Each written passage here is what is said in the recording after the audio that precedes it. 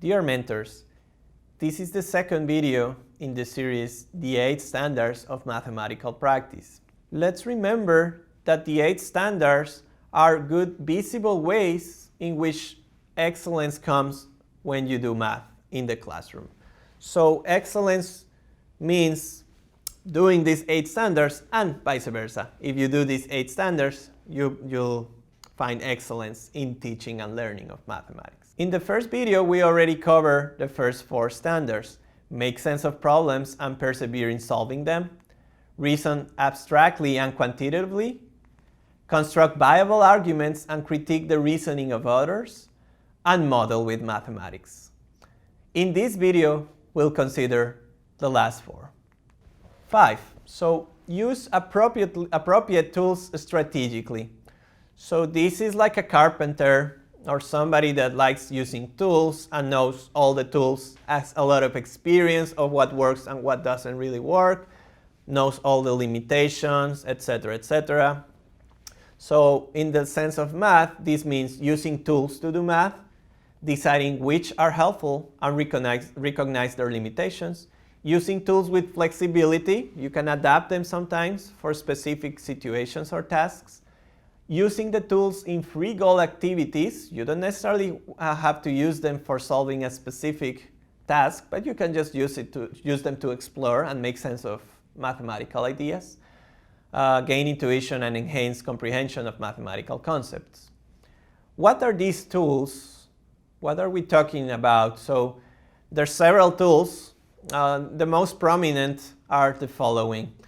Of course, paper for writing formulas or just generating visual models such as tables, pictures, bar models, etc. So paper and pencil.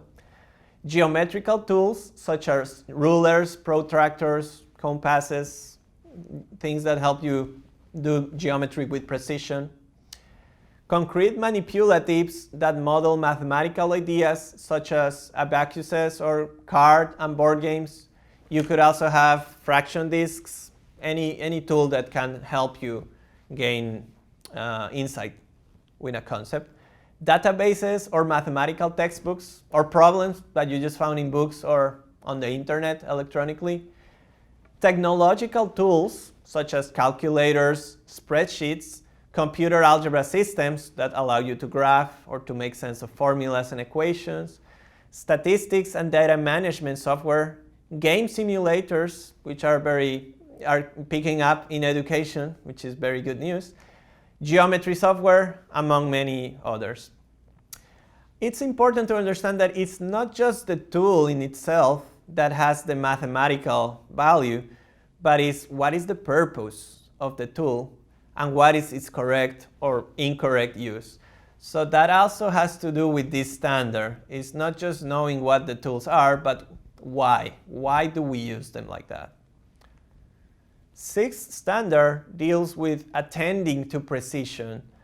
So think of a surgeon or a dentist or some job that requires doing things carefully with precision. So in the context of mathematics, it means know and use definitions explicitly, like you know explicitly that you're using them when reasoning with others or working alone. Correctly use conventions, labeling, any tools or cues that help in your system, symbols, unit of measurements. Estimate and approximate values and data. So have the flexibility and be able to adapt accurately to your context. And finally, develop the skill of examining claims in detail. So a claim is some statement that may be true or false. And in this standard, attend to precision, you want to be able to actually break it down into more parts or relate it to previous claims. So you want to be able to be very precise, use a lot of rigor. Okay, number 7, standard 7, look for and make use of structure. So here you want to think of a detective that sorts clues, looks for new ones, has a lot of experience in navigating and organizing all these bits of information. So in the context of math, it would be the following. recognize numeric facts in specific examples that would be generalized later. So for example, the commutativity or associative law in mathematics, explore these facts in examples when just doing arithmetic, being able to find these patterns and to anticipate what's coming next.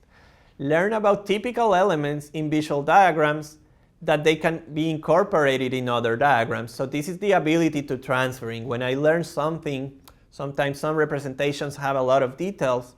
What if my new representation is not that accurate or is not that full of detail? The ability to transfer these skills of filling out details, it's important and it's visible in this standard. Also look at representations at different levels of detail and also being able to decide in which problems, which level of detail it's convenient.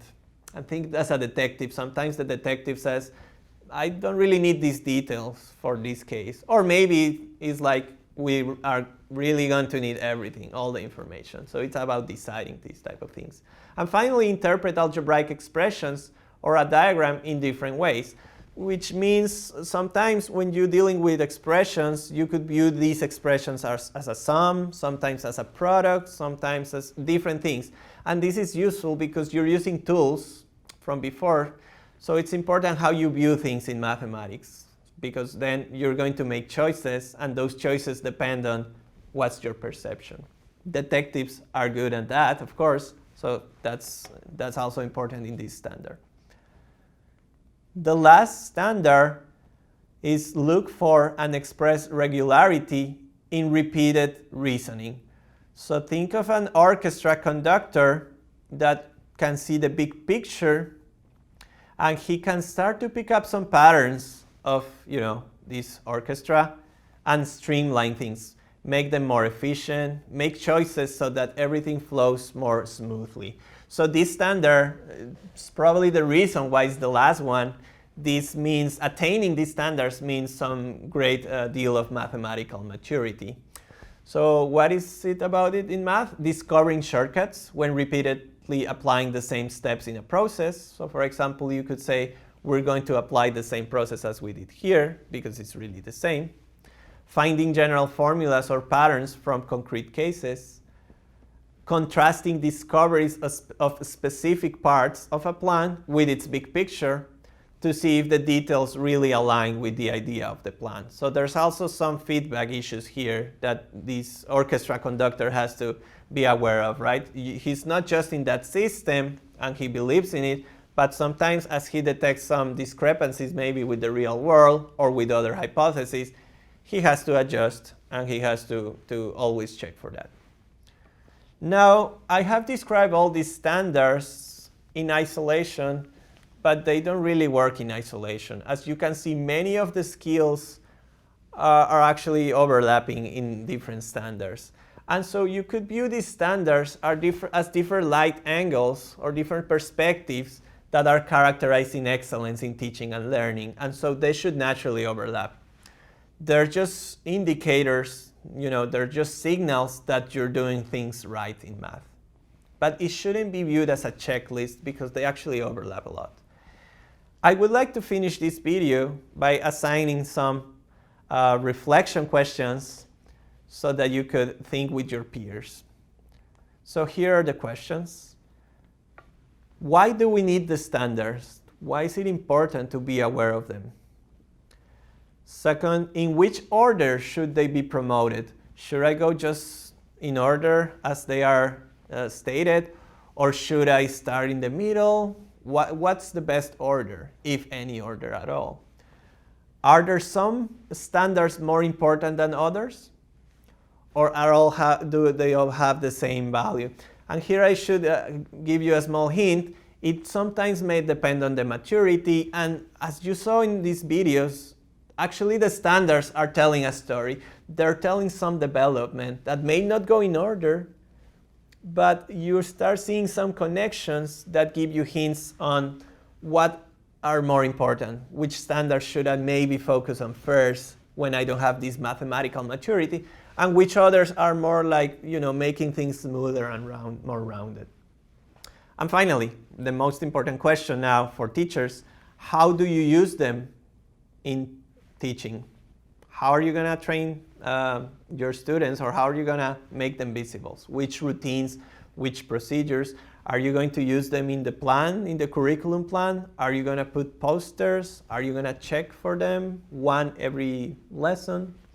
And so there's many answers to these questions, but I will let you think about this.